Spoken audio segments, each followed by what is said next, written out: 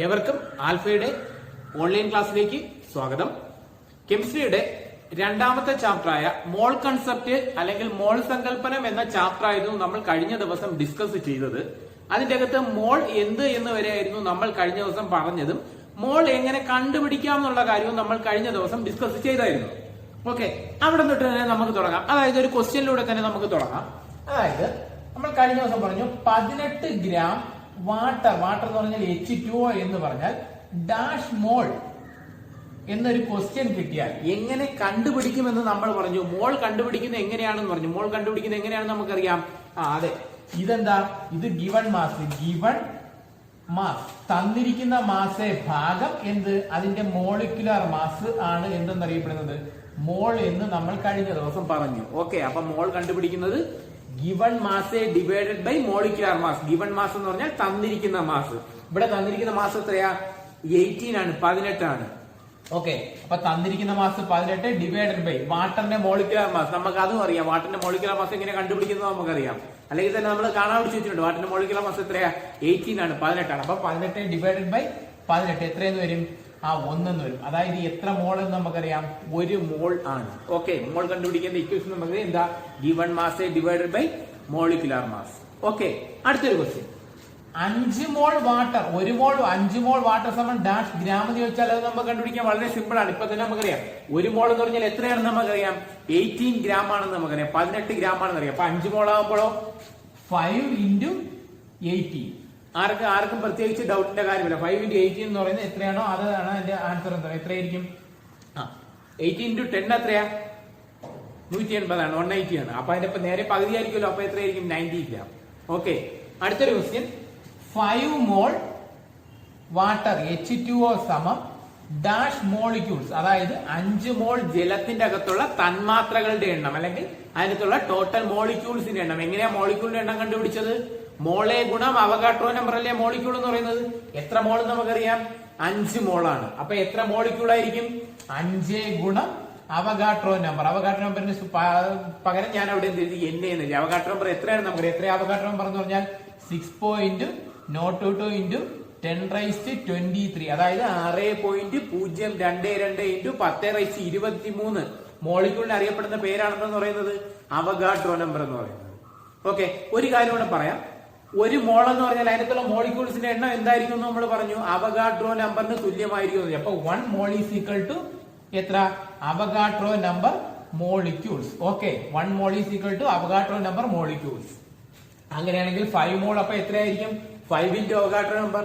10 മോൾ ആകുമ്പോൾ എത്ര? 10 × Avogadro number. Okay, അപ്പൊ മോള് കണ്ടുപിടിച്ചിട്ട് എന്ത് ചെയ്യുക? ഇൻറ്റു അവഗാഡ്രോ നമ്പർ ആണ് എന്തെന്ന് പറയുന്നത് മോളിക്യൂൾസ് എന്ന് പറയുന്നത്. ഓക്കെ, ഈ പറഞ്ഞ 3 കാര്യങ്ങളെ ഒരുമിച്ച് നമുക്ക് എന്ത് പറയാം? ഞാൻ അടുത്തൊരു ക്വസ്റ്റ്യൻ പറയാം. 180 ഗ്രാം 180 ഗ്രാം വാട്ടർ സമം ഡാഷ് മോൾ എന്ന് ചോദിച്ചാൽ അതിന്റെ ആൻസർ എത്രയായിരിക്കും? ഗിവൺ മാസ് എത്രയാ? 180 ആണ്. ഓക്കെ, 180 ഡിവൈഡഡ് ബൈ വാട്ടറിന്റെ മോളിക്കുലർ മാസ് എത്ര? 18. അപ്പൊ എത്ര വരും? 10 മോൾ എന്ന് വരും. ഓക്കെ, ഇനി 180 gram water is equal to dash molecule എന്നാണ് ക്വസ്റ്റ്യൻ എങ്കിലോ എങ്ങനെ കണ്ടുപിടിക്കും? മോളിക്യൂൾ ആണ് കണ്ടുപിടിക്കുന്നത്. ഗ്രാം തന്നിട്ടുണ്ട്, മോളിക്യൂൾ കണ്ടുപിടിക്കണം. നമുക്കറിയാം മോളിക്യൂൾ കണ്ടുപിടിക്കണമെങ്കിൽ ആദ്യം എന്ത് കണ്ടുപിടിക്കണം? മോള് കണ്ടുപിടിക്കണം. അപ്പൊ എത്രയായിരിക്കും? 180 ഡിവൈഡഡ് ബൈ 18. ഓക്കെ, ഈ 18 എവിടെ നിന്ന് കിട്ടിയെന്ന് അറിയാലോ. എന്താ ഈ 18 എന്ന് പറഞ്ഞാൽ വാട്ടറിന്റെ മോളിക്കുലർ മാസ് ആണ് 18. അപ്പൊ 180 ഡിവൈഡ് ബൈ 180 ഡിവൈഡ് ബൈ 18 എത്രയെന്ന് വരും? സമം 10 മോൾ എന്ന് വരും. 1 മോളിന്റെ അകത്തുള്ള മോളിക്യൂളിന്റെ എണ്ണം എത്ര? 1 മോളിന്റെ അകത്തുള്ള മോളിക്യൂളിന്റെ എണ്ണം എത്ര? Avogadro number. അപ്പൊ 10 മോൾ ആകുമ്പോഴോ 10 ഗുണം അവഗാഡ്രോ നമ്പർ. അവഗാഡ്രോ നമ്പർ വേണമെങ്കിൽ നമ്പർ എഴുതുക, അല്ലെങ്കിൽ എന്ത് എഴുതിയാൽ മതി? എൻ എന്ന് എഴുതിയാലും മതി. ഓക്കെ, അറിയാലോ. എങ്കിൽ ഇതിൽ നിന്ന് നമുക്ക് ഈ ഒരു പറഞ്ഞ ഒരു ക്വസ്റ്റ്യനിൽ നിന്ന് നമുക്ക് പുതിയൊരു കൺസെപ്റ്റിലേക്ക് നമുക്ക് പോവാം. ഓക്കെ, 180 ഗ്രാം വാട്ടർ എന്ന് പറഞ്ഞാൽ ഡാഷ് മോൾ എന്ന് ചോദിച്ചാൽ നമുക്കറിയാം എത്ര? 10 മോളാണെന്ന് അറിയാം. എത്ര മോളിക്യൂൾ എന്നറിയാം? 180 അല്ലെങ്കിൽ 10 ഗുണം അവഗാഡ്രോ നമ്പർ മോളിക്യൂൾസ് എന്നറിയാം. ഓക്കെ, എങ്കിൽ 180 ഗ്രാം വാട്ടർ സമം ഡാഷ് ലിറ്റർ. ലിറ്റർ എന്ന് പറയുന്നത് എന്തിന്റെ യൂണിറ്റ് ആണെന്ന് നമുക്കറിയാം. ലിറ്റർ എന്ന് പറയുന്നത് സാധാരണ സെന്റിമീറ്റർ ക്യൂബ്, ലിറ്റർ ഇതൊക്കെ പറയുന്നത് എന്തിന്റെ യൂണിറ്റ് ആയിട്ട്? വോളിയത്തിന്റെ യൂണിറ്റ് ആണ്, അല്ലെങ്കിൽ വ്യാപ്തത്തിന്റെ യൂണിറ്റ് ആണെന്ന് പറയുന്നത് ലിറ്റർ നമ്മൾ സാധാരണ പറയുന്നത്. ഓക്കെ, അതായത് 180 ഗ്രാം ജലം എന്ന് പറയുന്നത് എത്ര ലിറ്റർ എന്നായിരിക്കും ഒരു ക്വസ്റ്റ്യൻ. ജലമാണ്, അത് പൂർണ്ണമായിട്ട് കണക്ക് ശരിയാവില്ല, എങ്കിലും കുഴപ്പമില്ല. ഞാൻ അവിടെ ജലം തന്നെ നേരത്തെ എക്സാമ്പിൾ ജലം ആയതുകൊണ്ട് ഇപ്പൊ പറഞ്ഞതേ ഉള്ളൂ. ഓക്കെ, 180 ഗ്രാം ജലം എന്ന് പറഞ്ഞാൽ എത്ര ലിറ്റർ എങ്ങനെ കണ്ടുപിടിക്കാം? ആലോചിച്ച് നോക്കാം. തന്മാത്രകളുടെ എണ്ണം തുല്യമാണ് എങ്കിൽ, തന്മാത്രകളുടെ എണ്ണം തുല്യമാണ് എങ്കിൽ അതിന്റെ വോളിയം എന്തായിരിക്കും, അതിന്റെ വ്യാപ്തവും എന്തായിരിക്കും? തുല്യമായിരിക്കും. അതായത് നമ്മൾ പഠിച്ചിട്ടുണ്ട് നേരത്തെ വാതകങ്ങളുമായി ബന്ധപ്പെട്ട് 3 നിയമങ്ങൾ പഠിച്ചിട്ടുണ്ട്. ഏതൊക്കെ? Boyle's law, Charles law, Avogadro law. Boyle നിയമം, ചാൾസ് നിയമം, അവഗാഡ്രോ നിയമം എന്ന് പറയുന്ന 3 നിയമങ്ങൾ പഠിച്ചിട്ടുണ്ട്. അതിൽ മൂന്നാമത്തെ നിയമം എന്തായിരുന്നു? അവഗാഡ്രോ നിയമമാണ് മൂന്നാമത്തെ നിയമം എന്ന് പറയുന്നത്. എന്തായിരുന്നു അവഗാഡ്രോ നിയമം എന്ന് നമുക്കറിയാം. ഒന്ന് ആലോചിച്ച് നോക്കി. എന്താ അവഗാഡ്രോ നിയമം എന്ന് പറഞ്ഞാൽ? പറയും. താപനില എന്ന് പറഞ്ഞാൽ ടെമ്പറേച്ചർ. അതേപോലെ തന്നെ എന്ത്? മർദ്ദം എന്ന് പറഞ്ഞാൽ പ്രഷർ. ടെമ്പറേച്ചറും പ്രഷറും എന്തായിരിക്കുമ്പോൾ? കോൺസ്റ്റന്റ് ആയിരിക്കുമ്പോൾ, അല്ലെങ്കിൽ ടെമ്പറേച്ചറും താപനിലയും മർദ്ദവും സ്ഥിരമായിരിക്കുമ്പോൾ ഒരു നിശ്ചിത മോൾ വാതകത്തിന്റെ വ്യാപ്തം എന്തിന് തുല്യമായിരിക്കും എന്ന് വിളിച്ചിട്ടുണ്ട്? തന്മാത്രകളുടെ എണ്ണത്തിന് തുല്യമായിരിക്കും. അതായത് ടെമ്പറേച്ചറും പ്രഷറും കോൺസ്റ്റന്റ് ആയിരുന്നാൽ ഒരു ഫിക്സഡ് മാസ് ഓഫ് ഗ്യാസിന്റെ വോളിയം എന്ന് പറയുന്നത് തന്മാത്രകളുടെ എണ്ണത്തിന് തുല്യമായിരിക്കും എന്ന് വിളിച്ചിട്ടുണ്ട്. അതായത് അങ്ങനെ പറഞ്ഞാൽ 1 മോൾ ഓക്സിജൻ ഗ്യാസ് എന്ന് പറഞ്ഞാൽ അതിനകത്തുള്ള അവഗാഡ്രോ നമ്പർ എത്രയെന്ന് അല്ല, അതിനകത്തുള്ള തന്മാത്രയുടെ എണ്ണം എത്രയെന്ന് അറിയാം. അവഗാഡ്രോ നമ്പർ തന്മാത്രയാണ്. 1 മോൾ ഹൈഡ്രജൻ ഗ്യാസ് എന്ന് പറഞ്ഞാൽ അതിനകത്തുള്ള തന്മാത്രയുടെ എണ്ണം എത്ര? അതും അവഗാഡ്രോ നമ്പർ തന്നെ. 1 മോൾ കാർബൺ ഡൈ ഓക്സൈഡ് ഗ്യാസ് എന്ന് പറഞ്ഞാൽ അതിനകത്തുള്ള തന്മാത്രയുടെ എണ്ണം എത്ര? അതും അവഗാഡ്രോ നമ്പർ തന്നെ. അതായത് എന്ത്? താപനിലയും മർദ്ദവും സ്ഥിരമായിരിക്കുമ്പോൾ ഒരു നിശ്ചിത മോൾ വാതകത്തിന്റെ വ്യാപ്തം അതിന്റെ എന്ത്? തന്മാത്രകളുടെ എണ്ണത്തിന് തുല്യമാണ്. തന്മാത്രകളുടെ എണ്ണം തുല്യം എന്ന് പറഞ്ഞാൽ അവിടുത്തെ എന്ത് തുല്യമായിരിക്കും? അവിടുത്തെ മോളാർ വ്യാപ്തവും തുല്യമായിരിക്കും. തന്മാത്രകളുടെ എണ്ണം തുല്യമാണെങ്കിൽ അതിന്റെ വ്യാപ്തവും എന്ത് തന്നെയായിരിക്കും? തുല്യമായിരിക്കും. ഓക്കെ, ഇവിടെ എല്ലാം തന്മാത്രകളുടെ എണ്ണം എന്തിനാണ്? തുല്യമാണ്. അതിനർത്ഥം ഇവിടത്തെ എല്ലാത്തിന്റെയും വ്യാപ്തം അല്ലെങ്കിൽ വോളിയം എന്ന് പറയുന്നത് എന്തായിരിക്കും? തുല്യമായിരിക്കും. ഓക്കെ, അതായത് 1 മോൾ വാതകം എടുത്താൽ, ആ 1 മോൾ വാതകം എടുത്താൽ അതിന്റെ വ്യാപ്തം എന്ന് പറയുന്നത് എല്ലായിടത്തും എന്തായിരിക്കും? തുല്യമായിരിക്കും. പക്ഷെ അതിനൊരു ചെറിയൊരു കണ്ടീഷൻ ഉണ്ട് എന്ന് മാത്രം. ആ കണ്ടീഷനാണ് എന്ന് പറയുന്നത് STP എന്നറിയപ്പെടുന്നത്. STP, അതായത് എസ് എന്ന് പറഞ്ഞാൽ standard, T temperature and pressure. Standard temperature and pressure. എത്രയാ സ്റ്റാൻഡേർഡ് ടെമ്പറേച്ചർ എന്ന് ചോദിച്ചാൽ, സ്റ്റാൻഡേർഡ് ടെമ്പറേച്ചർ എന്താന്ന് ചോദിച്ചാൽ നമ്മൾ നേരത്തെ പറഞ്ഞു എന്താ? താപനില സാധാരണ നമ്മൾ പറയുന്ന യൂണിറ്റ് ഏതാണെന്ന് പറഞ്ഞു? കെൽവിൻ ആണ്. അതായത് ST സ്റ്റാൻഡേർഡ് ടെമ്പറേച്ചർ എത്രയെന്ന് ചോദിച്ചാൽ 273 273 കെൽവിനും സ്റ്റാൻഡേർഡ് പ്രഷർ എത്രയെന്ന് ചോദിച്ചാൽ 1 ATM പ്രഷർ. ATM എന്ന് പറഞ്ഞാൽ അറ്റ്മോസ്ഫിയർ. ATM എന്ന് പറയുന്നത് യൂണിറ്റ്. പ്രഷറിന് വേറെ പാസ്കലൊക്കെ യൂണിറ്റ് ഉണ്ടെങ്കിൽ നമ്മൾ ഉപയോഗിച്ച് ഏതാണെന്ന് പറഞ്ഞു? ATM ആണ്. അപ്പൊ സ്റ്റാൻഡേർഡ് ടെമ്പറേച്ചർ എത്രയെന്ന് ചോദിച്ചാൽ 273 കെൽവിൻ. സ്റ്റാൻഡേർഡ് പ്രഷർ എത്രയെന്ന് ചോദിച്ചാൽ 1 ATM പ്രഷർ. അതായത് സ്റ്റാൻഡേർഡ് ടെമ്പറേച്ചറിലും പ്രഷറിലും 1 മോൾ വാതകത്തിന്റെ വ്യാപ്തം എത്രയെന്ന് ചോദിച്ചാൽ സ്റ്റാൻഡേർഡ് STPയിൽ 1 മോൾ വാതകത്തിന്റെ 1 മോൾ ഗ്യാസിന്റെ വോളിയം എത്രയെന്ന് ചോദിച്ചാൽ അത് 22.4 ലിറ്റർ ആയിരിക്കും. Okay, clear?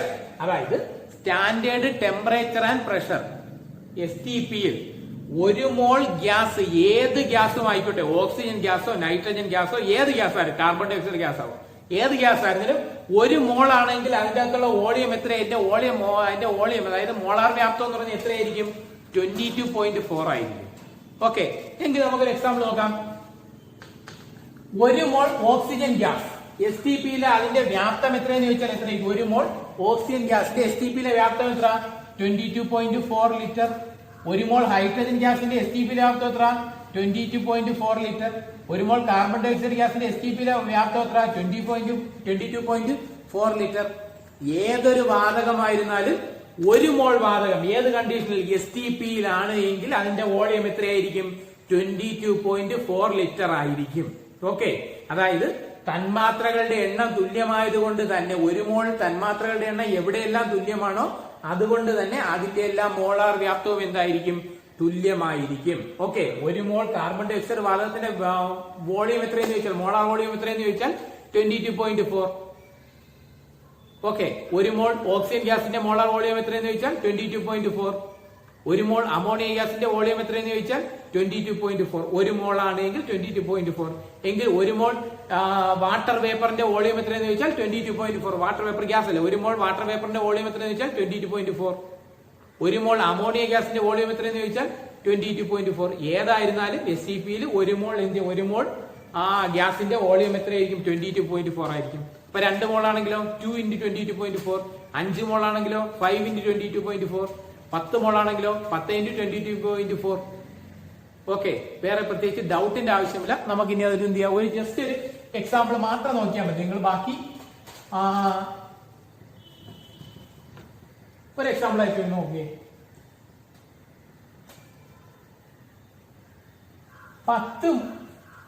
1 മോൾ അമോണിയ എന്ന് പറഞ്ഞാൽ NH3 സമം ഡാഷ് ലിറ്റർ. എത്ര ലിറ്റർ? ലിറ്റർ എന്ന് പറയുമ്പോൾ അതിന്റെ മോളാർ വോളിയം ആയിരിക്കും കണ്ടുപിടിക്കുക. അപ്പൊ ഒരു മോൾ എന്ന് പറയുമ്പോൾ എത്ര ലിറ്റർ ആയിരിക്കും? നിങ്ങൾ തന്നെ ആലോചിച്ചിട്ട് പറഞ്ഞു, ഒരു മോൾ വാതകം എന്ന് പറഞ്ഞാൽ അതിന്റെ വോളിയം എത്ര? അതെ, 22.4 ലിറ്റർ. ഓക്കെ, എങ്കിൽ 5 മോൾ അമോണിയ എന്ന് പറഞ്ഞാൽ 5 × 22.4. 10 മോൾ അമോണിയ എന്ന് പറഞ്ഞാൽ 10 × 22.4, 22.4. 25 മോൾ എന്ന് പറഞ്ഞാൽ 25 × 22.4. എത്രയെന്ന് പറഞ്ഞാൽ അത്രയും കിട്ടും. ഓക്കെ, അപ്പൊ മോള് തന്നിട്ട് നമുക്ക് എന്ത് കണ്ടുപിടിക്കാൻ? മോളാർ വോളിയം കണ്ടുപിടിക്കാൻ പറഞ്ഞാൽ മോളെ ഇൻറ്റു ആലോചിച്ചു, മോളെ ഇൻറ്റു 22.4. അതായത് മോൾ ഇൻറ്റു 22.4 ആണ് എന്തെന്ന് പറയുന്നത്? മോളാർ വോളിയം എന്നറിയപ്പെടുന്നത്. ഓക്കെ, അപ്പൊ നമ്മൾ പുതിയൊരു ഇക്വേഷൻ കൂടെ പഠിച്ചു. മോളാർ വോളിയം കണ്ടുപിടിക്കുന്നത് എങ്ങനെ? മോളാർ വോളിയം, മോളിക്കുലാർ വ്യാപ്തം കണ്ടുപിടിക്കുന്നത് എങ്ങനെ? മോളാർ വോളിയം എന്ന് പറഞ്ഞാൽ മോളിക്കുലാർ വ്യാപ്തം എങ്ങനെ? മോൾ ഇൻറ്റു 22.4. ഓക്കെ, ക്ലിയർ ആണല്ലോ. അപ്പൊ മോളാർ വ്യാപ്തം കണ്ടുപിടിക്കുന്നത് മോൾ ഇൻറ്റു 22.4. നേരത്തെ ഞാൻ പറഞ്ഞു മോളിക്യൂളിന്റെ എണ്ണം കണ്ടുപിടിക്കുന്നത്, നമ്പർ ഓഫ് മോളിക്യൂൾസിന്റെ എണ്ണം കണ്ടുപിടിക്കുന്നത് മോളെ ഇൻറ്റു അവഗാഡ്രോ നമ്പർ. മോളാർ വ്യാപ്തം കണ്ടുപിടിക്കുന്ന, മോളിക്കുലാർ വോളിയം കണ്ടുപിടിക്കുന്നത് മോളെ ഇൻറ്റു 22.4 ആണ്. ഓക്കെ, ക്ലിയർ ആണല്ലോ. രണ്ട് പ്രധാനപ്പെട്ട കാര്യങ്ങളാണ് ഇപ്പൊ പറഞ്ഞത്. ഏതൊക്കെ? മോളാർ വോളിയം കണ്ടുപിടിക്കുന്ന, മോളിക്യൂൾസിന്റെ എണ്ണം കണ്ടുപിടിക്കുന്നത്. മോളാർ വോളിയം കണ്ടുപിടിക്കാൻ മോളെ ഇൻറ്റു 22.4, മോളിക്യൂൾസിന്റെ എണ്ണം കണ്ടുപിടിക്കാൻ മോളെ ഇൻറ്റു അവഗാഡ്രോ നമ്പർ. ഞാനിത് റിപ്പീറ്റ് ചെയ്ത് വീണ്ടും പറയുന്നതിന്റെ കാര്യം എന്നത് അങ്ങോട്ടും ഇങ്ങോട്ടും തിരിഞ്ഞു പോകാം. കാരണം എല്ലായിടത്തും മോള് തന്നെയാണ് വരുന്നത്. അപ്പൊ തിരിഞ്ഞു പോകാനുള്ള സാധ്യതയുണ്ട്. അതുകൊണ്ടാണ് ഞാൻ വീണ്ടും റിപ്പീറ്റ് ചെയ്ത് പറയുന്നത്. ഓക്കെ, ഒരു കാരണവശാലും ഈ ഇക്വേഷനുകളൊന്നും തെറ്റരുത്. ജസ്റ്റ് ഒരു കുറച്ച് ഇക്വേഷൻസ് മാത്രം പഠിച്ചിരുന്നാൽ മതി. ആ ഇക്വേഷൻസ് കൊണ്ട് നമുക്ക് ഇതിനകത്തുള്ള എല്ലാത്തിന്റെ ആൻസർ നമുക്ക് എന്ത് ചെയ്യാം? വളരെ സിമ്പിൾ ആയിട്ട് ചെയ്യാൻ പറ്റും. ഓക്കെ, ഇത്രയേ ഉള്ളൂ. മോളാർ വ്യാപ്തം പറഞ്ഞവരെ ഇതും കൂടെ ആയപ്പോൾ എന്ത് ചെയ്തു? നിങ്ങൾ ആ ചാപ്റ്റർ പൂർണ്ണമായിട്ടും തീർന്നു. ഓക്കെ, പഠിച്ചത് വളരെ സിമ്പിൾ ആയിട്ടുള്ള കുറച്ച് കാര്യങ്ങൾ മാത്രമായിരുന്നു. അത് ജസ്റ്റ് എന്ത് ചെയ്യുക, മാത്സുമായിട്ട് റിലേറ്റ് ചെയ്തുകൊണ്ട് നിൽക്കുന്നതുകൊണ്ട് നിങ്ങൾക്ക് എന്ത് തോന്നാം? ഒരു കൺഫ്യൂഷൻ തോന്നാമെന്ന് മാത്രം. എന്നാൽ ചില പോയിന്റുകൾ മാത്രം പഠിച്ച്, കുറച്ച് പോയിന്റുകൾ മാത്രം പഠിച്ചു വെച്ചിരുന്നാൽ ആ ചാപ്റ്റർ പ്രത്യേകിച്ച് ഡൗട്ടിന്റെ ഒരു ആവശ്യവുമില്ല. നമുക്ക് എന്ത് ചെയ്യാം? വളരെ സിമ്പിൾ ആയിട്ട് അതിന്റെ ആൻസറുകൾ നമുക്ക് എന്ത് ചെയ്യാൻ പറ്റും? ചെയ്യാൻ സാധിക്കുന്നേ ഉള്ളൂ.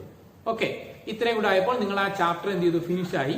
ഇനി ആ ചാപ്റ്ററിന്റെ ആദ്യം മുതൽ ഇതുവരെ, അതായത് ഈ ചാപ്റ്ററിന്റെ അവസാനം വരെയുള്ള ആ ജസ്റ്റ് ഇക്വേഷൻസ് മാത്രം, അതുമായിട്ട് റിലേറ്റ് ചെയ്ത് 1-2 കണക്കുകൾ മാത്രം ജസ്റ്റ് എന്ത് ചെയ്യുന്നു? ഞാനൊന്ന് സിമ്പിൾ ആയിട്ട് പറയുന്നു എന്ന് മാത്രം. ഓക്കെ, അതിനുശേഷം നിങ്ങൾ ആ ടെക്സ്റ്റ് എടുക്കുക. ടെക്സ്റ്റിന്റെ അകത്ത് എന്ത് ചെയ്യുക? തുടർ പ്രവർത്തനമായിട്ട് 45-46 പ്രവർത്തനത്തിൽ ടെക്സ്റ്റ് ചാപ്റ്ററിന്റെ അകത്ത് കുറച്ച് ക്വസ്റ്റ്യൻസ്, ഒരു 8-10ഓളം ക്വസ്റ്റ്യൻസ് ഉണ്ട്. ആ 10ഓളം ക്വസ്റ്റ്യൻസിന് ആൻസർ എന്ത് ചെയ്യുക? നിങ്ങൾ ശ്രദ്ധിച്ച് ചെയ്തു നോക്കുക. അത് കൂടാതെ ഞാൻ അടുത്ത ദിവസങ്ങളിൽ, ഇന്നോ അടുത്ത ദിവസങ്ങളിൽ എന്ത് ചെയ്യും? നിങ്ങൾക്ക് ഇതുമായിട്ട് റിലേറ്റ് ചെയ്ത് ഒരു 8 പോർഷൻസ് ആയിട്ട് തിരിച്ചിട്ടുണ്ട്. ആ 8 പോർഷൻസിന്റെയും ഇക്വേഷനുകൾ അവിടെ കൊടുത്തിട്ടുണ്ട്. അതിനുശേഷം അതുമായിട്ട് റിലേറ്റ് ചെയ്ത കണക്കുകൾ മാത്രം അവിടെ കൊടുത്തിട്ടുണ്ട്. ഒരു കാരണവശാലും നിങ്ങൾ മറ്റൊരു ബുക്കിൽ റെഫർ ചെയ്യാതെ നിങ്ങൾ അത്രയും പഠിച്ചു തീർന്ന ശേഷം മാത്രം ആ ക്വസ്റ്റ്യനുകൾക്ക് ആൻസർ എഴുതുക. ഓക്കെ, വേറൊരു ബുക്കിലോട്ടോ വേറൊരാളുടെ സഹായമോ നിങ്ങൾ തേടരുത്. പഠിച്ചു തീർന്നതിന് ശേഷം മാത്രം അതിന്റെ ആൻസർ എഴുതുക. അത് ജസ്റ്റ് എന്ത് ചെയ്യുക? നിങ്ങൾ മാറ്റി വെച്ചേക്കുക. എപ്പോഴും നിങ്ങളിത് പഠിച്ചു തീർന്നു, ഈ ചാപ്റ്റർ പൂർണ്ണമായിട്ട് പഠിച്ചിരുന്നു, അപ്പോഴും മാത്രം എന്ത് ചെയ്യുക? അതിന്റെ ആൻസറുകൾ എഴുതുക. ഓക്കെ, ഇനി ഞാൻ പറയാൻ പോകുന്നത് ഈ ചാപ്റ്ററിന് ആദ്യം മുതൽ അവസാനം വരെയുള്ള ജസ്റ്റ് എന്ത് ചെയ്യുക? സിമ്പിൾ ആയിട്ട് ആ ഒരു ഇക്വേഷൻസ് മാത്രം ഒന്ന് ഓടിച്ച് ഞാൻ പറഞ്ഞുതരാം. ഓക്കെ, അപ്പൊ എല്ലാവരും വ്യക്തമായിട്ട് ശ്രദ്ധിച്ച് കേൾക്കുക. ഇതുവരെ പറഞ്ഞ കാര്യങ്ങൾ, ഈ ചാപ്റ്റർ സെക്കൻഡ് ചാപ്റ്ററുമായിട്ട് ബന്ധപ്പെട്ട മോൾ കൺസെപ്റ്റുമായി ബന്ധപ്പെട്ട് ഇതുവരെ ഞാൻ പറഞ്ഞ ചാപ്റ്ററിലെ കാര്യങ്ങൾ എല്ലാം കൂടെ എന്ത് ചെയ്യുന്നു, ഒരു കൺക്ലൂഷൻ എന്ന രീതിയിലാണ് ഞാൻ ഇന്നിവിടെ എന്ത് ചെയ്യുന്നത്, നിങ്ങളടുത്ത് പറയുന്നത്. ഓക്കെ, അതിൽ ഒന്നാമതായിട്ട് നിങ്ങൾ വ്യക്തമായിട്ട് എന്ത് ചെയ്യുക, ഈ ഒരു 5 ഇക്വേഷൻസ് നിങ്ങളെ നോട്ട് ബുക്കിൽ എഴുതി പഠിക്കുക. അത് കൂടാതെ ഞാൻ ആദ്യ ക്ലാസ്സിൽ പറഞ്ഞ ഏകദേശം ഒരു 15ഓളം മൂലകങ്ങളുണ്ട്. അവയുടെ അറ്റോമിക മാസും കൃത്യമായിട്ട് എന്ത് ചെയ്യുക, പഠിച്ചു വെക്കുക. ഓക്കെ, നമ്മളെ ക്വസ്റ്റ്യനകത്ത് ഹിന്റായിട്ട് ആൻസറുകൾ അല്ല എന്ത് ചെയ്യുക, അറ്റോമിക മാസുകളൊക്കെ തരും. എന്നാലും നമ്മളത് കണക്കാക്കണ്ട, നമ്മൾ അറ്റോമിക മാസുകൾ കൃത്യമായിട്ട് പഠിച്ചു വെക്കുക. ഓക്കെ, അതിൽ നമ്മൾ ഈ ചാപ്റ്ററിനകത്ത് ഒന്നാമതായിട്ട് നമ്മൾ പഠിച്ചായിരുന്നു 2 കാര്യങ്ങൾ, GAM ഉം GMM. GAM എന്ന് പറഞ്ഞാൽ ഗ്രാം അറ്റോമിക മാസും GMM എന്ന് പറഞ്ഞാൽ ഗ്രാം മോളിക്കുലാർ മാസും. ഓക്കെ, അതായത് അറ്റോമിക ഭാരവും മോളിക്കുലാർ ഭാരവും. GAM കണ്ടുപിടിക്കുന്നത് എങ്ങനെയാണ് നമ്മൾ പറഞ്ഞു, ഇല്ലെങ്കിൽ GM എന്താണെന്ന് പറഞ്ഞു, അറ്റോമിക മാസിനെ ഡയറക്റ്റ് ആയിട്ട് എന്തിൽ പറഞ്ഞു, ഗ്രാമിൽ പറഞ്ഞു. അതാണ് എന്തെന്ന് പറയുന്നത്, GAM എന്ന് പറയുന്നത്. ഓക്കെ, ഹൈഡ്രജന്റെ അറ്റോമിക മാസ് 1, പക്ഷെ ഹൈഡ്രജന്റെ GAM ഗ്രാം അറ്റോമിക മാസ് എന്ന് ചോദിച്ചാൽ 1 ഗ്രാം. ഓക്കെ, ക്ലോറിന്റെ അറ്റോമിക മാസ് 35.5. ക്ലോറിന്റെ ഗ്രാം അറ്റോമിക മാസ് എത്രയെന്ന് ചോദിച്ചാൽ 35.5 ഗ്രാം. ഓക്കെ, അറ്റോമിക് മാസിനെ എന്തിലേക്ക് പറഞ്ഞു, ഡയറക്റ്റ് ആയിട്ട് ഗ്രാമിലേക്ക് പറഞ്ഞു. ഓക്കെ, അതേപോലെ മോളിക്കുലാർ മാസ് എന്ന് പറഞ്ഞാൽ ആ ഒരു മോളിക്യൂളിന്റെ ഭാരം. ജസ്റ്റ് ആ ഒരു എക്സാമ്പിൾ ഞാൻ പറയാം. ഒരു സിമ്പിൾ ആയിട്ട് അമോണിയ എന്ന് പറയുന്ന കോമ്പൗണ്ടിന്റെ അല്ലെങ്കിൽ ഗ്യാസിന്റെ മോളിക്കുലാർ മാസ് എത്രയെന്ന് ചോദിച്ചാൽ, ഈ മോളിക്യൂളിന്റെ അകത്ത് ആരൊക്കെ ഉണ്ട്, നൈട്രജൻ ഉണ്ട്, ഹൈഡ്രജൻ ഉണ്ട്. അപ്പൊ ഇതിന്റെ രണ്ടിന്റെയും കൂടെ മാസിന്റെ സമ്മായിരിക്കും. ഇതിന്റെ രണ്ടിന്റെയും കൂടെ മാസിന്റെ ഭാരത്തിന്റെ സമ്മായിരിക്കും. നൈട്രജന്റെ എത്രയാ മാസ്, ആറ്റോമിക മാസ് 14. എത്ര നൈട്രജൻ ഉണ്ട്, 1. അപ്പം 14 × 1 പ്ലസ് ഹൈഡ്രജൻ എത്ര, 1 × എത്ര ഹൈഡ്രജൻ, 3. 14 × 1 14 പ്ലസ് 3 എത്ര വരും, 17. ഓക്കെ, അമോണിയയുടെ അറ്റോമിക മോളിക്കുലാർ മാസ് എത്രയെന്ന് ചോദിച്ചാൽ 17. എന്നാൽ അമോണിയയുടെ ഗ്രാം മോളിക്കുലാർ മാസ് എത്രയെന്ന് ചോദിച്ചാൽ 17 ഗ്രാം. അറ്റോമിക മാസിനെ മോളിക്കുലാർ മാസിനെ ഗ്രാമിൽ എക്സ്പ്രസ് ചെയ്ത് പറഞ്ഞു, ഗ്രാമിലേക്ക് എന്ത് ചെയ്തു, കൺവേർട്ട് ചെയ്ത് പറഞ്ഞു എന്ന് മാത്രം. ഓക്കെ, അത് ക്ലിയർ, അത് വിട്ടേക്കാം. ഇനി ഇത് രണ്ടുമായിട്ട് റിലേറ്റ് ചെയ്ത് ഒരു 2-3 ക്വസ്റ്റ്യൻസ് കൂടെ ഞാൻ പറയാം. ഓക്കെ, ഇവിടെ കേട്ടോളാം. 18 ഗ്രാം ജലം എന്ന് പറഞ്ഞാൽ വാട്ടർ, H2O സമം ഡാഷ് GMM എന്ന് പറഞ്ഞാൽ വാട്ടർ മോളിക്യൂളാണ്. അതുകൊണ്ട് GM എന്ന് എഴുതാൻ പറ്റുമോ, അറ്റോമിക് മാസ് എഴുതാൻ പറ്റുമോ, ഇല്ല. അതുകൊണ്ട് ഞാൻ അവിടെ എന്ത് എഴുതി, GMM എന്ന് എഴുതി. ഓക്കെ, 18 ഗ്രാം ജലം എന്ന് പറഞ്ഞാൽ എത്ര GMM, ആലോചിച്ച് നോക്കിയേ. വാട്ടറിന്റെ മോളിക്കുലാർ മാസ് എത്ര, 18 ഗ്രാം. 18 ഗ്രാം എന്ന് പറയുമ്പോൾ എത്ര GMM ആയിരിക്കും, 1 GMM ആയിരിക്കും, 1 GMM. ഓക്കെ, എങ്കിൽ 36 ഗ്രാം ആകുമ്പോഴോ GMM കണ്ടുപിടിക്കുന്ന ഇക്വേഷൻ എന്താ, ഗിവൺ മാസ് എത്ര, 36 ഡിവൈഡഡ് ബൈ വാട്ടറിന്റെ മോളിക്കുലാർ മാസ് എത്ര, 80 സമം എത്ര വരും, 2 GMM എന്ന് വരും. ഓക്കെ, ഡൗട്ട് ഉണ്ടോ, ഇല്ല. എങ്കിൽ 180 ഗ്രാം വാട്ടർ എന്ന് പറഞ്ഞാലോ എത്ര GMM എന്നായിരിക്കും, ആ ഗിവൺ മാസ് എത്ര, 180 180 ഡിവൈഡഡ് ബൈ മോളിക്കുലാർ മാസ് എത്ര, 80 സമം എത്ര വരും, 10 എന്ന് വരും, 10 GMM എന്ന് വരും. ഓക്കെ, ക്ലിയർ ആണല്ലോ. അപ്പൊ GMM ക്ലിയർ. അടുത്തതായിട്ട് വളരെ ശ്രദ്ധിച്ചിരുന്നുള്ള, ഇതുമായിട്ട് റിലേറ്റ് ചെയ്ത് കൺഫ്യൂഷൻ വരുന്ന ഒറ്റൊരു ക്വസ്റ്റ്യനേ ഉള്ളൂ. അത് ഇതാണ്, 1 GAM oxygen is equal to dash gram. 1 GAM oxygen എന്ന് പറഞ്ഞാൽ അതിന്റെ അറ്റോമിക മാസിന് തുല്യമാണ്. ഓക്സിജൻ അറ്റോമിക മാസ് എത്ര, ഓക്സിജൻ അറ്റോമിക നമ്പർ 8 ആണ്. അറ്റോമിക മാസ് എത്ര, പറയൂ, 16. അതായത് 1 GAM ഓക്സിജൻ എന്ന് പറഞ്ഞാൽ എത്ര ഗ്രാം, 16 ഗ്രാം. എങ്കിൽ 2 GAM ഓക്സിജൻ എന്ന് പറഞ്ഞാലോ എത്രയായിരിക്കും, 2 × 16 ഗ്രാം. ഓക്കെ, എന്നാൽ 1 GMM ഓക്സിജൻ എന്ന് പറഞ്ഞാൽ എത്ര ഗ്രാം ആയിരിക്കും, 1 GAM 1 ഗ്രാം ആണ് എങ്കിൽ, അല്ലെങ്കിൽ ഒരു ഓക്സിജൻ എന്നാണ്, 1 GAM എന്നാണ് എങ്കിൽ അതെന്തായിരിക്കും, 16 ആയിരിക്കും. എന്നാൽ ഓക്സിജൻ മോളിക്യൂൾ എന്ന് പറഞ്ഞാൽ 8ാം ക്ലാസ്സിൽ നമ്മൾ പഠിച്ചിട്ടുണ്ട്. എന്താണ്, വാതകങ്ങളെല്ലാം ഡയറ്റോമിക് മോളിക്യൂളുകളാണ്. അതുകൊണ്ട് തന്നെ അറ്റോമിക മാസിന്റെ ഇരട്ടി, ഡബിൾ ആയിരിക്കും എന്ന് പറയുന്നത് അതിന്റെ മോളിക്കുലാർ മാസ് എന്ന് പറയുന്നത്. അപ്പൊ 1 GMM ഓക്സിജൻ എന്ന് പറഞ്ഞാൽ എത്ര ഗ്രാം ആയിരിക്കും, 32 ഗ്രാം ആയിരിക്കും. Okay, clear. എങ്കിൽ 2 GMM ഓക്സിജൻ എന്ന് പറഞ്ഞാലോ എത്രയായിരിക്കും, 2 × 32. 5 GMM എന്ന് പറഞ്ഞാലോ 5 × 32 എത്രയെന്ന് പറഞ്ഞാൽ അത്രയും ഗ്രാം ആയിരിക്കും. ഓക്കെ, ക്ലിയർ ആണല്ലോ. ശ്രദ്ധിച്ച് കേട്ടോളാം. വാതകങ്ങളുടെ അറ്റോമിക മാസിന്റെ ഡബിൾ ആയിരിക്കും. എല്ലാ വാതകങ്ങളുടെ അലസവാതകങ്ങൾ നോബിൾ ഗ്യാസ് വെച്ച് ബാക്കി എല്ലാ വാതകങ്ങളുടെയും അറ്റോമിക മാസിന്റെ ഡബിൾ ആയിരിക്കും എന്ന് പറയുന്നത് മോളിക്കുലാർ മാസ് എന്ന് പറയുന്നത്. വാതകമല്ലാത്തതിന്റെ എല്ലാം അറ്റോമിക മാസും മോളിക്കുലാർ മാസും അറ്റോമിക ഭാരവും തന്മാത്രാ ഭാരവും രണ്ടും എന്തായിരിക്കും? ഈക്വൽ ആയിരിക്കും. അതൊരു എക്സാമ്പിൾ നോക്കിയേ. 1 GaM സൾഫർ എന്ന് പറഞ്ഞാൽ എത്ര? സൾഫർ ആണ്, സൾഫർ ഒരു 1 GaM സൾഫർ എന്ന് പറഞ്ഞാൽ എത്ര ഗ്രാം? 32 ഗ്രാം. ഓക്കെ, എന്നാൽ 1 GMM സൾഫർ എന്ന് പറഞ്ഞാൽ നിങ്ങൾ പഠിച്ചിട്ടുണ്ട്. സൾഫർ എന്ന് പറയുന്നത് ഒരു പോളി അറ്റോമിക്, അതായത് സൾഫറിന്റെ ഒരു മോളിക്യൂളിൽ എത്ര എണ്ണം ഉണ്ട്? 8 ആറ്റം ഉണ്ട്. അപ്പൊ അതിന്റെ 8ന്റെ ഇവിടെ ഭാരം ചേർക്കുന്നതിൽ GMM എന്ന് പറഞ്ഞാൽ അപ്പൊ എത്രയായിരിക്കും? 8 ഗുണം 32 ആയിരിക്കും അതിന്റെ മോളിക്കുലാർ മാസ് എന്ന് പറയുന്നത്. Okay, clear? ഓക്കെ, അപ്പൊ രണ്ട് കാര്യങ്ങൾ നമ്മൾ പഠിച്ചു, പറഞ്ഞ റിവൈസ് ചെയ്ത് ഏത്? GAM GMM. ഇനി അടുത്തതായിട്ട് അതിന്റെ അകത്തുള്ള വളരെ പ്രധാനപ്പെട്ട കാര്യം ഏത്? ഈ ചാപ്റ്ററിൽ തന്നെ ഏറ്റവും പ്രധാനപ്പെട്ട കാര്യമാണ് അടുത്തായിട്ട് ഏതെന്ന് പറയുന്നത്? മോൾ എന്ന് പറയുന്നത്. ഓക്കെ, എന്താണ് മോൾ എന്ന് നമുക്കറിയാം. എന്താ? പദാർത്ഥങ്ങളുടെയൊക്കെ സബ്സ്റ്റൻസിനെയൊക്കെ എന്ത് ചെയ്യുക? അളവിനെ സൂചിപ്പിക്കുന്ന ഒരു യൂണിറ്റ് ആണെന്ന് പറയുന്നത് മോൾ എന്ന് പറയുന്നത്. അതിലാർക്കും ഡൗട്ട് ഇല്ല. ഓക്കെ, ക്ലിയർ ആണല്ലോ? നമ്മൾ ഇതുവരെ ഈ പഠിച്ച രണ്ട് കാര്യങ്ങളും തന്നെയാണ് ഏതിലും പറയുന്നത്? മോളിന്റെ അകത്തും പറയുന്നത്. ഏതൊരു പദാർത്ഥവും ഏതൊരു സബ്സ്റ്റൻസും 1 മോൾ ആണ് എങ്കിൽ അതിന്റെ അകത്തുള്ള തന്മാത്രകളുടെ എണ്ണം എത്രയാണെന്ന് നമുക്കറിയാം. 6.022 into 10⁻23 മോളിക്യൂൾസ്. ഓക്കെ, മോൾ അല്ല, മോളിക്യൂൾസ്, തന്മാത്ര. അതായത് അവഗാഡ്രോ നമ്പറിന് തുല്യം തന്മാത്രകളെ അറിയപ്പെടുന്ന പേരാണെന്ന് പറയുന്ന 1 മോൾ എന്നറിയപ്പെടുന്നത്. അവഗാഡ്രോ നമ്പറിന് തുല്യം തന്മാത്രകളെ അറിയപ്പെടുന്നു എന്നറിയപ്പെടുന്നു 1 മോൾ എന്നറിയപ്പെടുന്നു. ഓക്കെ, വീണ്ടും ഒന്നുകൂടെ ഞാൻ പറയുന്നു. അവഗാഡ്രോ നമ്പറിന് തുല്യം തന്മാത്രകൾ അല്ലെങ്കിൽ മോളിക്യൂളിനെ അറിയപ്പെടുന്ന പേരാണെന്ന് പറയുന്നത് 1 മോൾ എന്ന് പറയുന്നത്. അതുകൊണ്ടാണ് ഞാൻ എന്ത് ചെയ്തത്? 1 mole is equal to Avogadro number molecules. അപ്പൊ 2 mole is equal to 2 into Avogadro number molecules. 3 mole is equal to 3 into Avogadro number molecules. 5 mole is equal to 5 into Avogadro number molecules. 10 mole is equal to 10 into Avogadro number molecules. Okay, mole തന്നിട്ട് മോളിക്യൂൾസിന് എണ്ണം കണ്ടുപിടിക്കാൻ പറഞ്ഞാൽ എന്ത് ചെയ്താൽ മതി? മോളെ into Avogadro number കണ്ടുപിടിച്ചാൽ മോളിക്യൂൾസിന് എണ്ണം കിട്ടും. മോള് തന്നിട്ട് മോളിക്യൂൾസിന് എണ്ണം കണ്ടുപിടിക്കാം. മോളിക്യൂളുകളുടെ എണ്ണം എങ്ങനെ കണ്ടുപിടിക്കാം? മോളെ ഇൻറ്റു അവഗാഡ്രോ നമ്പർ ആണെന്ന് പറയുന്നത് മോളിക്യൂൾ എന്ന് പറയുന്നത്. ഓക്കെ, ഒരു ക്വസ്റ്റ്യൻ ഞാൻ ചെയ്യാം. 5 മോൾ കാർബൺ ഡൈ ഓക്സൈഡ് സമം ഡാഷ് മോളിക്യൂൾ അല്ലെങ്കിൽ തന്മാത്രകൾ.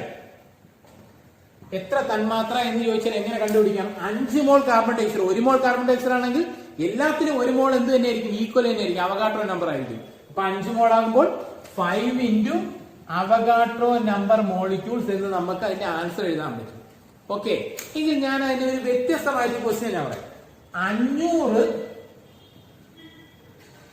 കാർബൺ ഡൈ ഓക്സൈഡ് തന്മാത്രകൾ അല്ലെങ്കിൽ മോളിക്യൂൾ സമൻ ഡാഷ് മോൾ എന്ന് ചോദിച്ചാൽ എങ്ങനെ കണ്ടുപിടിക്കാം?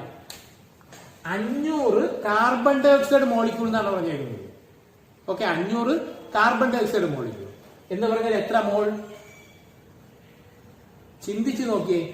നമ്മൾ പറഞ്ഞു 5 മോൾ എന്ന് പറഞ്ഞാൽ 5 into അവഗാഡ്രോ നമ്പർ ആണ്. ഇതിവിടെ എന്താ തന്നിരിക്കുന്നത്? മോളിക്യൂളിന്റെ എണ്ണം തന്നിരിക്കുന്നു. അതായത് നമ്മുടെ ഇക്വേഷൻ നോക്കിയേ.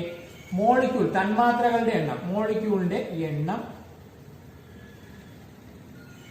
സമം മോളെ ഇൻറ്റു അവഗാഡ്രോ നമ്പർ. ഓക്കെ, അതായത് മോളിക്യൂളിന്റെ എണ്ണം തന്നിട്ട് മോള് കണ്ടുപിടിക്കാൻ പറഞ്ഞാൽ ഈ ഇൻറ്റു അവഗാഡ്രോ നമ്പർ ഇപ്പുറത്ത് വന്നിട്ട് ചെയ്താൽ മതി. ഡിവൈഡഡ് ബൈ അവഗാഡ്രോ നമ്പർ കണ്ടാ പോലെ. ചിന്തിച്ചു നോക്കൂ. അതായത് ഇത്രയേ ഉള്ളൂ പറഞ്ഞത്, വേറെ ഒന്നും പറഞ്ഞില്ല. മോളിക്യൂളിന്റെ എണ്ണം തന്നിരിക്കുന്നു, എന്നിട്ട് എന്ത് കണ്ടു? അല്ലെങ്കിൽ മോളിക്യൂളിന്റെ എണ്ണം കണ്ടുപിടിക്കാൻ മോളെ ഇൻറ്റു അവഗാഡ്രോ നമ്പർ ആണെന്ന് പറയുന്നത് മോളിക്യൂൾ എന്ന് പറയുന്നത്. നമുക്കറിയാം എന്താ? 5 ഗുണം എക്സ് സമം 10 എന്ന് വെച്ചാൽ എക്സ് എങ്ങനെ നമ്മൾ കണ്ടുപിടിക്കും? ഇവിടത്തെ ഇൻറ്റു 5 എവിടെ കൊണ്ടുപോകും? അപ്പുറത്ത് കൊണ്ടുപോകും. അപ്പുറത്ത് കൊണ്ടുപോകുമ്പോൾ ഡിവൈഡഡ് ബൈ 5 എന്ന് വരും ആൻസർ. അപ്പൊ എന്ത് കിട്ടും? 5 ഉം 10 കൂടെ പെട്ടാൽ 2 എന്ന് വരും. അപ്പൊ എക്സ് എത്രയെന്ന് കിട്ടി? 2 എന്ന് കിട്ടി. അതേപോലെ ചെയ്താൽ പോരെ? എന്ത് തന്നിട്ടുണ്ട് ഇവിടെ?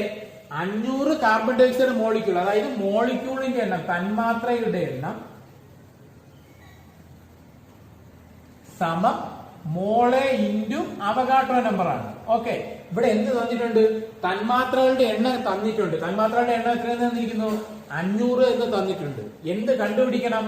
മോളാണ് നമുക്ക് കണ്ടുപിടിക്കേണ്ടത്. ഇവിടത്തെ ഇൻറ്റു അവഗാഡ്രോ നമ്പർ അപ്പൊ എന്ത് ചെയ്താൽ മതി? ഇവിടെ കൊണ്ട് എന്ത് ചെയ്താൽ മതി? ഡിവൈഡഡ് ബൈ അവഗാഡ്രോ നമ്പർ കൊടുത്താൽ പോരെ. ഓക്കെ, അതായത് തന്മാത്രകളുടെ എണ്ണം തന്നിട്ട് എന്ത് കണ്ടുപിടിക്കാൻ പറഞ്ഞാൽ, മോള് കണ്ടുപിടിക്കാൻ പറഞ്ഞാൽ, തന്മാത്രകളുടെ അല്ലെങ്കിൽ മോളിക്യൂൾസിന്റെ എണ്ണം തന്നിട്ട് മോള് കണ്ടുപിടിക്കാൻ പറഞ്ഞാൽ എന്ത് ചെയ്താൽ മതി? മോൾ നമ്പർ ഓഫ് മോളിക്യൂൾസ് അല്ലെങ്കിൽ തന്മാത്രകളുടെ എണ്ണം divided by Avogadro number. Okay, അപ്പൊ മോള് കണ്ടുപിടിക്കുന്ന വേറൊരു ഇക്വേഷൻ കൊണ്ട് നമ്മൾ പഠിച്ച ആറാമതേത്? മോൾ ഈസ് ഈക്വൽ ടു തന്മാത്രയുടെ എണ്ണം അല്ലെങ്കിൽ molecules divided by Avogadro number. തന്മാത്രകളുടെ എണ്ണം കണ്ടുപിടിച്ചിട്ട് തന്നിട്ടുണ്ട്, അതേ ഡിവൈഡഡ് ബൈ എന്ത് ചെയ്താൽ മതി? അവഗാഡ്രോ നമ്പർ കണ്ടുപിടിച്ചാൽ മതി. Okay, clear?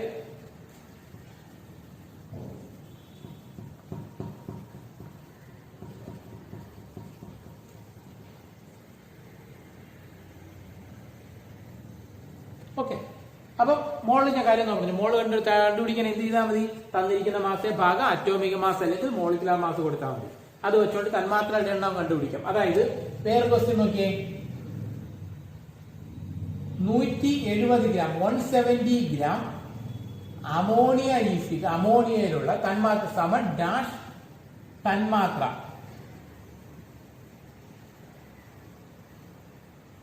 അല്ലെങ്കിൽ മോളിക്യൂൾ എന്ന് കൊടുത്തിരിക്കുന്നു. എങ്ങനെ കണ്ടുപിടിക്കും? 170 ഗ്രാം അമോണിയയിലുള്ള തന്മാത്രകളുടെ എണ്ണം കണ്ടുപിടിക്കണം. എന്ത് കണ്ടുപിടിക്കുന്നതിന് നമ്മൾ അതിനെ എന്തിലേക്ക് ആദ്യം മാറ്റുക? മോളിലേക്ക് മാറ്റുക. ഓക്കെ, അപ്പൊ 170 ഗ്രാം അമോണിയ എന്ന് പറഞ്ഞാൽ എത്ര മോൾ? 170 ഡിവൈഡഡ് ബൈ അമോണിയയുടെ മോളിക്കുലാർ മാസ് എത്ര? 17. അപ്പൊ എത്ര കിട്ടും? 10 മോളെന്ന് കിട്ടും.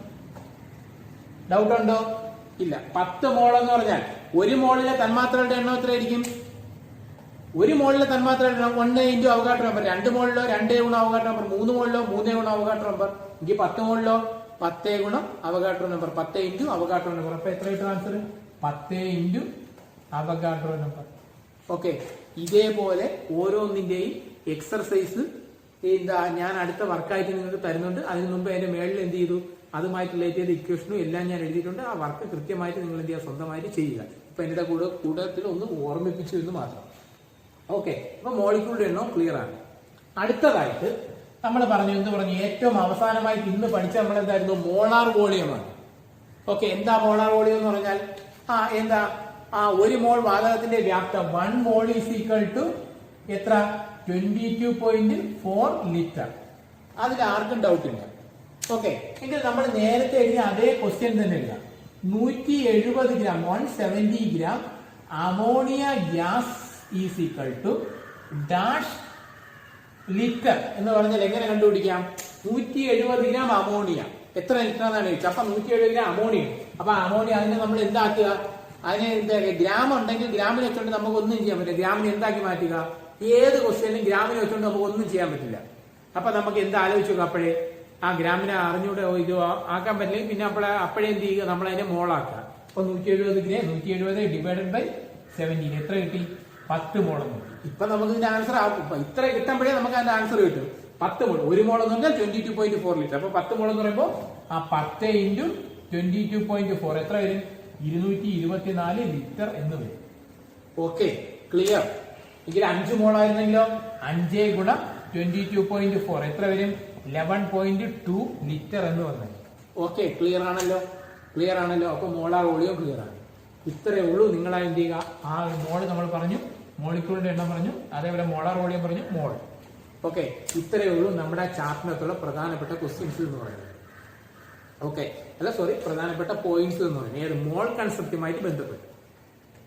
ഓക്കെ, മോൾ കൺസെപ്റ്റുമായിട്ട് ബന്ധപ്പെട്ട് ഈ ഒരു 5-6 ഇക്വേഷൻസ് വ്യക്തമായിട്ട് നല്ല ശ്രദ്ധയോടുകൂടി പഠിക്കുക. അതിനുശേഷം അതിന്റെ ആൻസറുകളെല്ലാം എന്ത് ചെയ്യുക? സ്വന്തമായിട്ട് ചെയ്യാൻ ശ്രമിക്കുക. ഏതെങ്കിലും ഈ ചാപ്റ്ററുമായിട്ട് റിലേറ്റ് ചെയ്ത് ഏതെങ്കിലും കാര്യങ്ങൾ ഡൗട്ട് ഉണ്ടെങ്കിൽ നമ്മളെ മുൻ വീഡിയോകൾ എന്ത് ചെയ്യുക? ജസ്റ്റ് എന്ത് ചെയ്യുക? ഒന്നും കൂടി എടുത്ത് നിങ്ങളത് കണ്ടു നോക്കുക. കണ്ട് അങ്ങനെ എന്തെങ്കിലും ഒരു പ്രശ്നം ഉണ്ടെങ്കിൽ അത് ക്ലിയർ ചെയ്ത് തന്നെ പോവുക.